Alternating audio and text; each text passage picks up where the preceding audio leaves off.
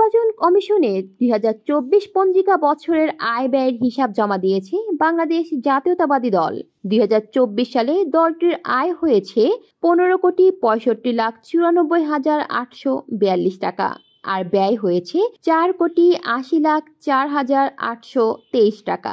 বর্তমানে উদ্বৃত্ত আছে 10,85,90,019 টাকা। রোববার সকালে নির্বাচন ভবনে নির্বাচন কমিশনের সিনিয়র সচিব আক্তার আহমেদের কাছে আয় ব্যয়ের হিসাব জমা দেওয়ার পর বিএনপির সিনিয়র যুগ্ম মহাসচিব রুহুল কবির রিজভী একথা বলেন। রিজভী বলেন, সদস্যদের মাসিক চাঁদা, বই পুস্তক বিক্রয়, ব্যাংক সুদ, এককালীন অনুদান থেকে আয় হয়েছে, আর ব্যয় হয়েছে ব্যক্তিগত সহযোগিতা, দুর্যোগকালীন সহযোগিতা, কর্মসূচি বাস্তবায়ন, লিফলেট, পোস্টার ইত্যাদি ছাপানোয়। তিনি আরো বলেন, পূর্বে নির্বাচন কমিশন প্রাতিষ্ঠানিক স্বাধীনতা হয়েছিল, নির্বাহী বিভাগের অধীনে ছিল।